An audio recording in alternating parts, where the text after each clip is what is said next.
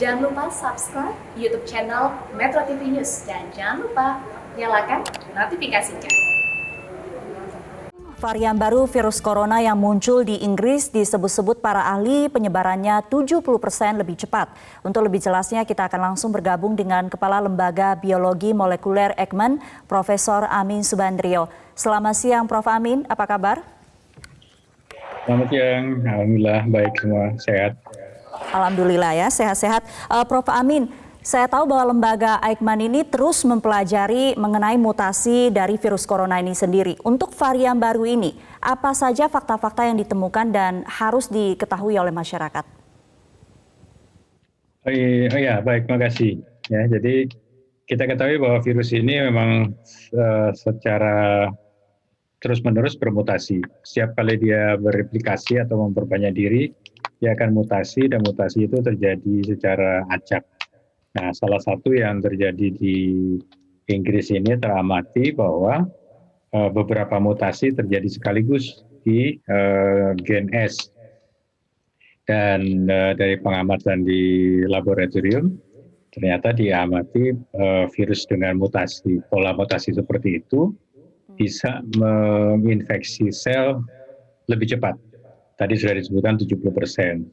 Nah, itu kemudian kan dihubungkan dengan kemungkinan meningkatnya kecepatan menginfeksi manusia, ya, atau kecepatan menularkan antara satu manusia dengan manusia, dan ditambah lagi bahwa kemungkinan varian ini akan lebih mudah menginfeksi anak-anak misalnya.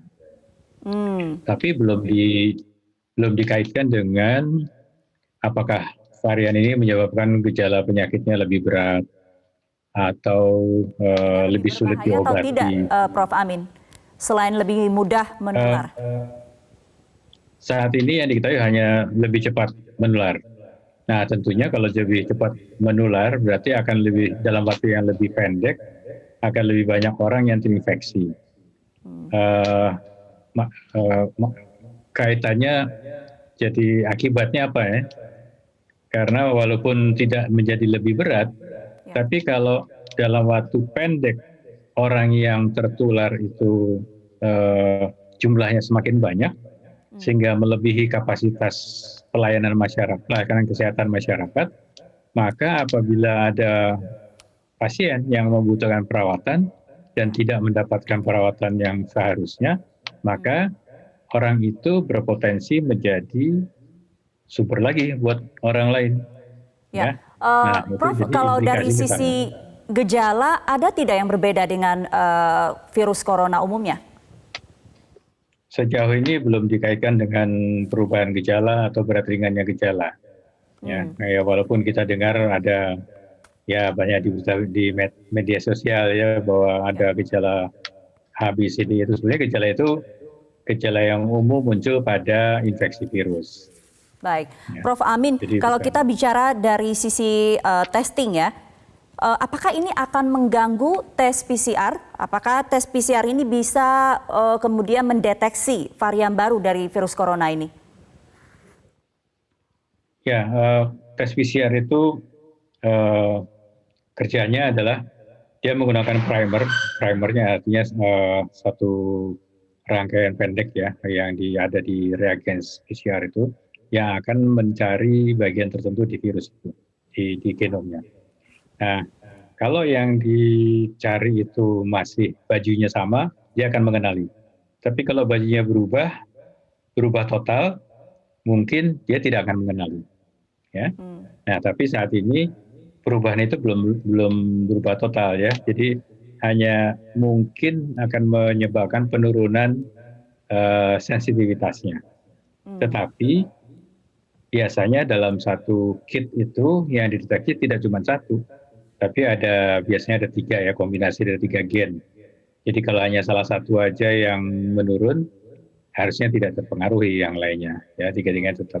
Tapi kalau penurunannya itu signifikan sehingga sangat mengganggu, maka biasanya otoritas atau WHO atau ada lab-lab lain, ya itu akan mengumumkan, mempublish bahwa primer yang dipakai sekarang sudah tidak tidak baik lagi harus disesuaikan. Itu nantinya kalau memang diperlukan akan diumumkan. Tapi sampai saat ini kit diagnostik PCR yang ada itu masih tetap bisa dipakai. Baik, Prof. Amin, jadi saat ini pola mutasi dari varian baru ini kan masih terus dipelajari. Apa kira-kira rekomendasi yang bisa diberikan kepada pemerintah sebagai langkah antisipasi dan juga termasuk masyarakat, apakah 3M yang selama ini kita jalankan masih cukup? Ya, ini ada beberapa rekomendasi nih. Ya, satu terkait dengan 3M tentu itu tidak berubah sama sekali. Ya, karena apa yang harus kita lakukan terhadap mutan baru atau varian baru maupun varian yang lama tetap sama. Ya, tetap 3M, kemudian diikuti dengan 3T, itu sama sekali tidak berubah. Ya. Nah, yang kedua, ini juga perlu kita sadari bahwa kita tidak, jadi jangan sampai kemudian menganggap bahwa yang harus diperhatikan adalah varian baru aja. Padahal varian yang lama yang sudah ada sekarang itu juga cukup berbahaya. Jadi kita harus memperlakukan kedua kelompok itu ya, baik yang varian lama atau varian baru atau varian apapun itu sama. Yang kita sebut sebagai kewaspadaan universal. Jadi kita perlakukan sama persis. Ya, nah, tidak perlu ada perlakuan baru. Baik. Nah, memang kita harus mencegah jangan sampai dari luar masuk ke dalam. Kalau sudah ada di dalam, kita harus bisa mendeteksi dan mengendalikannya. Baik, jadi sama-sama harus diwaspadai, begitu ya, Prof. Amin. Terima kasih, Kepala Lembaga Biologi dan Molekuler Eijkman, Profesor Amin Subandrio, untuk waktunya di Metro Siang.